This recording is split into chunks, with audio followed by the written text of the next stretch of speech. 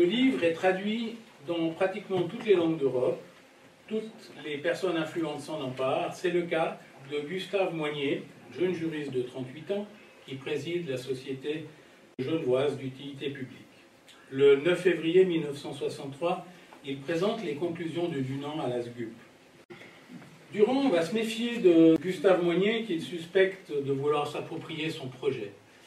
De son côté, la SGUP trouve le projet trop ambitieux, faute de moyens. Il faudra l'intervention de deux membres, spécialistes de la chirurgie de guerre, les docteurs Louis Appia et Théodore Monnoir, pour tourner un premier vote négatif en une proposition de créer une commission. Les procès-verbaux de ces discussions font état que Dufour intervient en réitérant ce qu'il avait dit à Dunant, à savoir que l'exécution d'un tel projet est difficile. Mais, en bon stratège, il propose quelque chose de plus grand, la tenue d'un congrès. Les archives de la SGUP révèlent que la commission, lors de cette séance du 9 février 1863, est chargée de rédiger un mémoire sur les propositions de Dunant à soumettre au Congrès international de bienfaisance en été 1863. M. Moignet propose en outre, appuyé par M. Dunant, que la commission se déclare elle-même constituée en comité international permanent. Cette motion est adoptée à l'unanimité et M. le général Dufour est nommé par acclamation président de ce comité qui continuera donc à exister comme comité international de secours aux blessés en cas de guerre une fois que le mandat qui lui a été confié par la Société genevoise d'utilité publique aura pris fin. Dufour va se donner quelques jours de réflexion. Ces mêmes archives révèlent que le général Dufour n'eut cependant pas d'emblée une foi bien vive dans la possibilité d'organiser la charité privée pour venir au secours des blessés. Comme il n'apporta point dans la commission un esprit d'opposition systématique, mais qu'il y vint au contraire avec un sincère désir de trouver au problème une solution qui satisfit à tout le monde, il ne tarda pas à se laisser convaincre.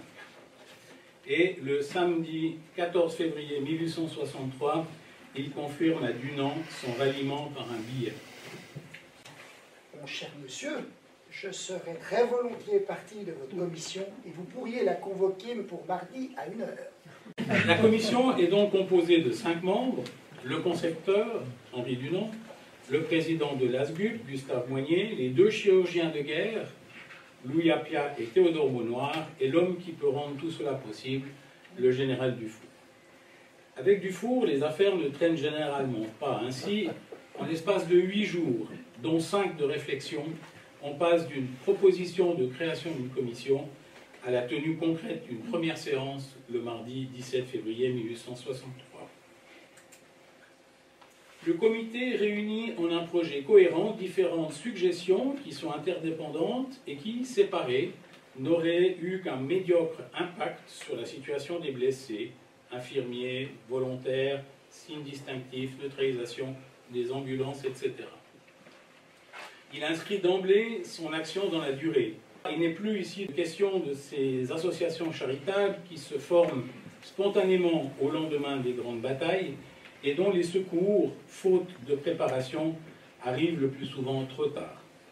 Les nouveaux comités seront permanents et devront se préparer déjà en temps de paix à s'acquitter de leur mission.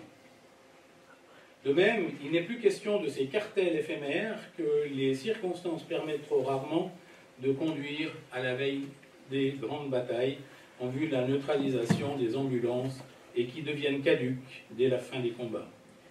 Il faut un traité indissoluble, conclu dès le temps de paix et valable pour tous les conflits. Ainsi seulement, la sauvegarde des ambulances sera garantie dès l'ouverture des hostilités et pour toute la durée de la guerre. 3. Enfin, le comité installe résolument son œuvre sur une base internationale. Par-dessus les frontières, les comités internationaux seront unis par un véritable lien de solidarité internationale. De même, le principe international conventionnel et sacré devra unir le plus grand nombre de puissances. À cette condition seulement, les blessés seront effectivement recueillis à quelque nation qu'ils appartiennent.